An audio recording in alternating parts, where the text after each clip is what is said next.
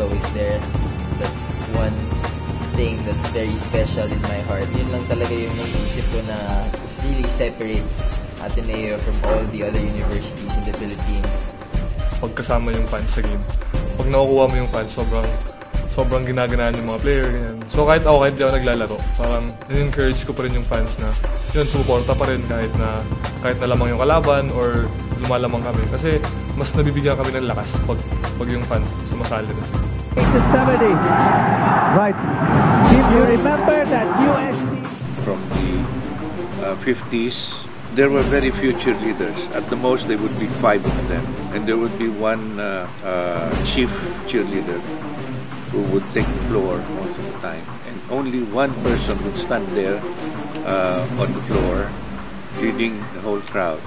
And when they raise their hand, the whole stadium becomes quiet. And all he calls for is one big fight. 1, 2, 3, fight! The whole stadium explodes. Ateneo has a way of producing that, of propagating it to the whole crowd. In a way, every word really rings. And even every word that has no meaning, you don't understand, still really engulfs the whole stadium. The difference between our era is that we had less drums. We had a smaller venue, Rizal Memorial. We hardly had games at Araneta except for the finals. We had more violence than you can imagine. It was hard being a cheerleader. You had to have 2 sets of clothes. After the game, you had to change clothes. You could not make yabang, "Hi, I'm cheerleader from Ateneo," because everybody else wanted to kill you. It was a violent era despite the fact that there was martial law. We were not as organized as Babol is today, wherein everything is so neat and proper and everybody goes at the same time. We were all totally just passionate. We had no problem pag Rizal. Rizal was easier to cheer from kasi dumudugtong talaga. And noon, mas madali mag-cheer dahil hindi drums ang kalaban namin Kalaban namin sila kung sino man sila. At part of being Babol in a violent era was halftime. So gusto ko paglabas namin nasa TV. Kaso, mukha kami tanga. Binabato kami ng golf ball. Pero the best part na binabato kami, pera. Bakit? Oy, ako kasi, rin. Nakatingin ako ng piso. Kasi nung estudyante ka, di ba? Yebo, ate na lang. Bang! Babagsak. Bam, bam, bam! Binabato ka ng piso. Ngayon, ang ganda ng exit ng mga bata. Pupulutin namin lahat yun. So, Princeton yun, pag-after the game.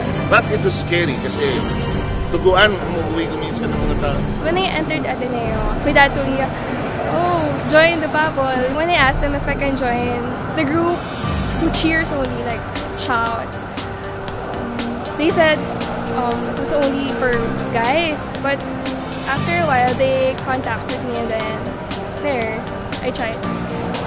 They actually warned me that I have to go through the same tryouts that guys do. It was really challenging. One thing that we have to always exhibit is that we're always fighting on the court, and so with that, I guess the one big fight, it kind of for me covers everything that a basketball player. One practice, parang when I jumped for a rebound and then I landed with only one leg and then it suddenly popped, parang so yung naisip ko habang nasa floor ako noon, parang ano nangyari na bakit ako ganyan. Sobrang hirap talaga tanggapin sa side ko kasi akala ko yun na yung breakout year ko.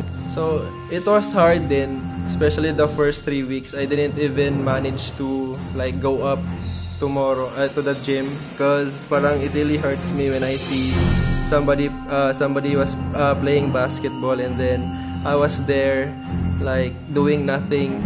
I believe naman kasi na everything na kung ano yun talaga yung gusto natin, we earned it. Kung sikapan mo talaga yan, pagkabuhan mo talaga. Dumaling naman ako, nakapaglaro ako ng basketball ulit. So it inspires me more not to play not just for myself. One big fight! Nung second year ako, kasi I got cut sa team So at that time, inisip ko, ba't ako kinat, magaling ako. Parang, syempre, bata, typical na tatampo or ano. So, na-realize ko na tama, what if ganito mangyari sa akin, hindi ako makapag-pro or ano. Siguro, blessing na rin yun na pina-realize sa akin ni God na, oy, hello, hindi ka pa, alam mo yun, hindi ka pa sure sa future mo. So, nakat ako noon. Masakit makat sa player. Kasi, alam mo yun, buong taon ka nag-iisip ano nangyari. Tapos sila naglalaro. Basically, naipag-pair ako kay Yuri Squeta na training buddies kami na, alam mo yun, nung una, hindi ko talaga kaya kasi iba yung endurance nila. Tapos, yung team, they went to the States. Ako naiwan kasi hindi nga ako, alam mo yun, hindi pa sure na malaline up or ano. Nung first year kami, we went to the States sa Las Vegas din para mag-training. So, yung mga natutunan namin doon and tinry kong ulitin dito. But this time, more on dinoble namin. And, yun, I lost weight. One big fight!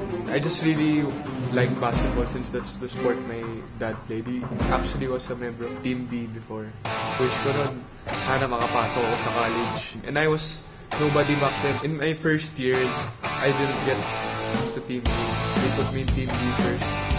Since every practice talaga, I really worked hard even though I didn't play.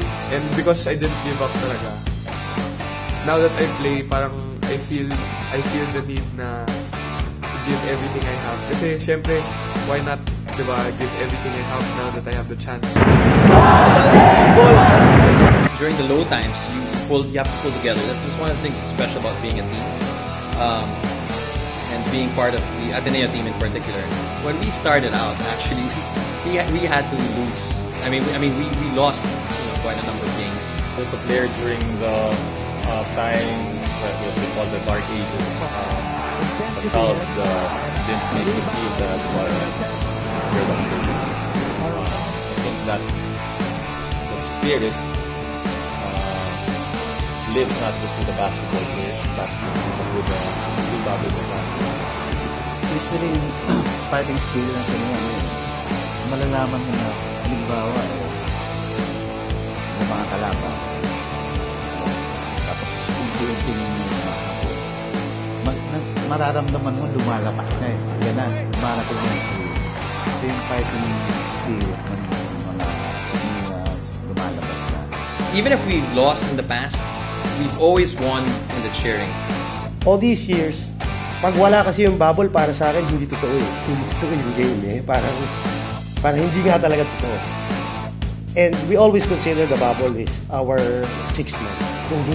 When you hear the drums, when you hear them shouting, the one big fight, get that one, talaga ginaganahan ka din. I think the Ateneo community has realized that they are the bubble.